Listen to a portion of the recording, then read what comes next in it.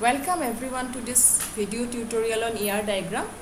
So in today's video we will discuss the cardinality constraints on the relationship.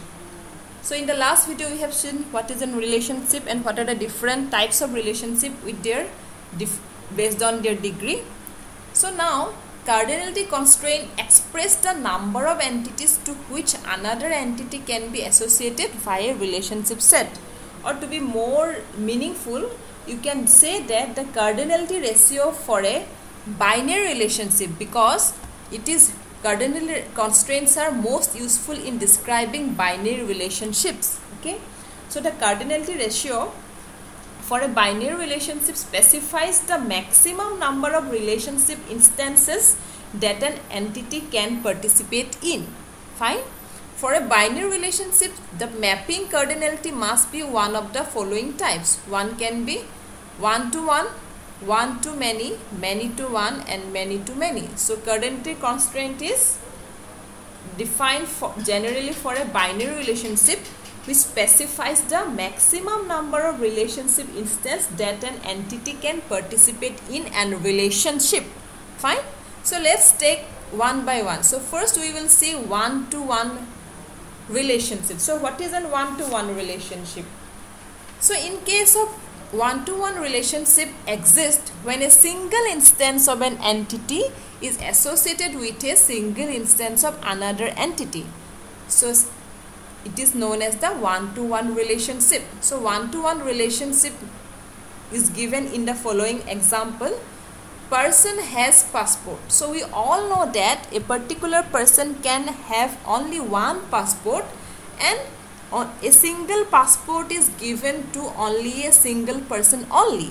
So it is that this particular entity participation, maximum participation is 1 in both the sides. So I can write here one-to-one relationship. So I have written here 1. I have written here 1. So one-to-one relationship. So this is the first type of cardinality ratio. If you find it difficult, so let's see another example with another thing. Okay. Now 6 students enroll in courses. So one student can enroll in one courses. Okay. Student enroll in one courses, but you can see that from this side, one course can have many students. Okay, so from this side, it is 1. A student is enrolled in one course. Suppose this is the set representation of the ER diagram. So the ER diagram says that student enrolled in courses. So one student, this particular student S1 is enrolled in course C2. Okay. This particular student S2 is enrolled in course C1. This particular student S3 is enrolled in course C3. Okay, but from this way also, so it is assumed that one student can only enroll in one course. So you can see C1 is having only one student, that is S2. C2, course C2 is having only one student, that is S1. And C3, course C3 is having only one student, that is S3. So we can say right here 1:1, or it is a one-to-one relationship, because the student and the course can participate maximum number 1 in a relationship. But don't assume that one course can have one student. For simplicity, I have taken this example and I have made this constraint that one course can enroll only one student. Okay, fine. But generally, student can enroll in one course, but one course can have many students. Next we will see the another constraint, which is known as the one-to-many relationship. So when a single instance of an entity associated with more than one instances of another entity type, it is called as one-to-many relationship. Okay. For example, you can see a customer placed order. So a customer can place many orders. Okay, so he can place as many orders he can, but a order cannot be placed by many customers. A single order cannot be placed by many customers, because a customer can place many orders, Suppose he just ordered a coffee, he just can order a sandwich, he can order something else, but a single coffee cannot be ordered by two customers. So this relationship, from this side one customer can place many orders. So I have written here from this side 1 and from this side m. So this is a one to many relationship. To distinguish to refer to many, I have written here m. You can write here n or any kind of variable name. Generally m is written, it is a notation to write m. Fine. So this is one to many. Next you will see what is a many to one relationship. Okay, when more than one instances of an entity is associated with a single instance of another entity, it is called many to one relationship. So you can see many students study in one college, okay,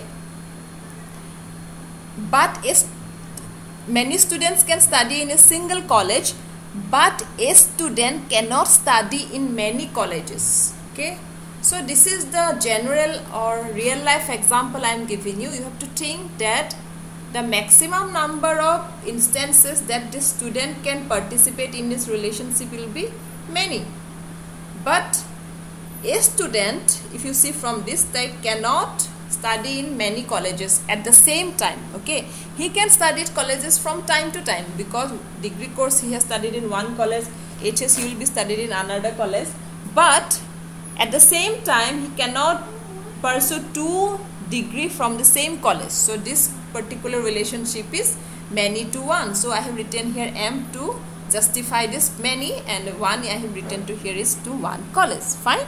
So let's see another cardinality constants, which is known as many to many relationship. Okay, so this means when more than one instances of an entity is associated with more than another one instances of another entity, then it is known as the many to many relationship.